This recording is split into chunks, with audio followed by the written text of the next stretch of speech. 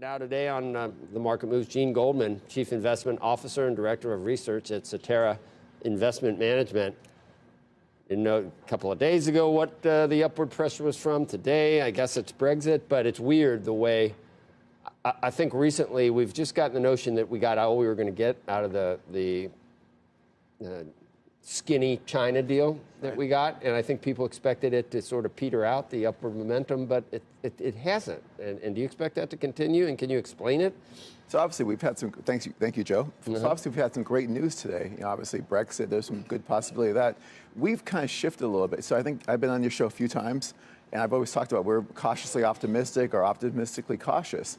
Right now we're cautious. We point to three things that we have to see uncertainty for the markets. Number one, you look at earnings drive stock prices, as we know. Lots of pressure on global growth, lots of pressure due to the trade war, lots of pressure on the stronger dollar. Second of all, lots of political uncertainty.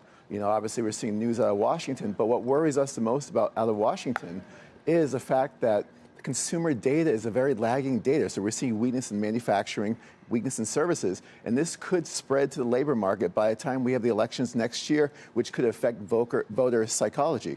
Third of all is that valuations. The PE is right now is 17 on the market. Valuations are fairly high, above the 15-year average. So we need slower, improving global growth.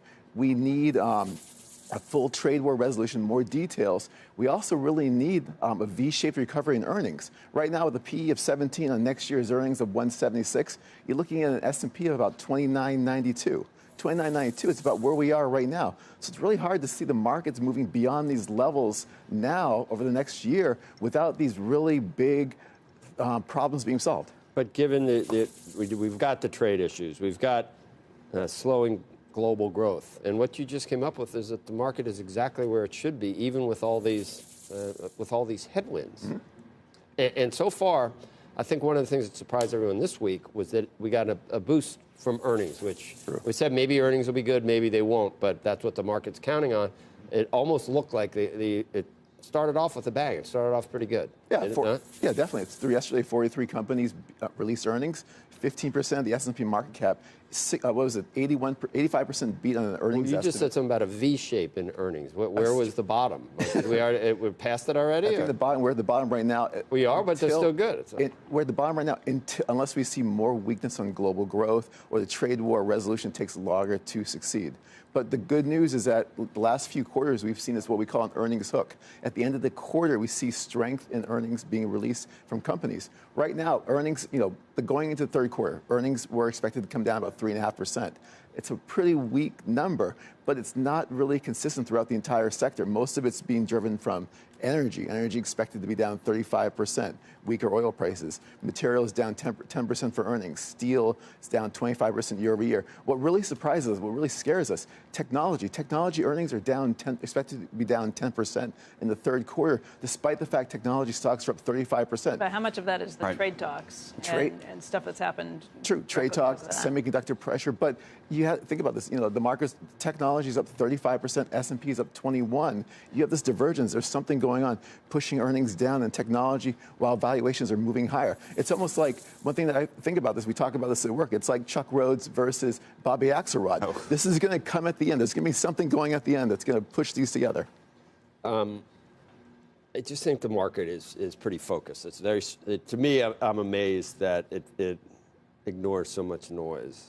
I mean, is there a constitutional crisis brewing? I don't know. There's an election coming. I know that. It's like earnings. That's all. It's amazing that. It's amazing that people aren't talking about all the other stuff. Think if the mainstream media or if the markets acted like what the media is covering. I mean, I don't know. We'd be at about 4,000 now, I think, on the Dow. Some people would argue that actually that's the risk. No, I know, but it's supposed to anticipate whether risks. It's supposed to discount something. And 9 months. 9 months. We're almost at the election. And the question is whether the markets have properly discounted it one way or the other, right? You always worry about that. I mean, you do specifically, but a lot of times the market ends up being right, and all the stuff we were thinking that it wasn't noticing, it's like, God, there we go again. Right and wrong, but we've also seen the market be wrong before. Yeah, but I think the market has priced in perfection. It's priced in a trade war resolution. That's your viewpoint. My viewpoint. Yeah, right. It's priced in perfection. It's priced in a dovish 17 times 176 is not that perfect. I mean, we had people yesterday saying if we didn't have central bankers controlling interest rates. Didn't Lee Cooperman say that we'd be above 20 on multiples if it wasn't seen to be as orchestrating lower interest rates? Because these rates this low warrant a higher multiple because you can't go anywhere else. Right? True. 17 doesn't seem. But if something goes, there, you don't think we're priced actually for close to perfection? No. You think we're underpriced? I don't know. Weren't we priced for perfection at 2,500 on the S&P? We're always priced for perfection in someone who has a negative viewpoint in their eyes, I think.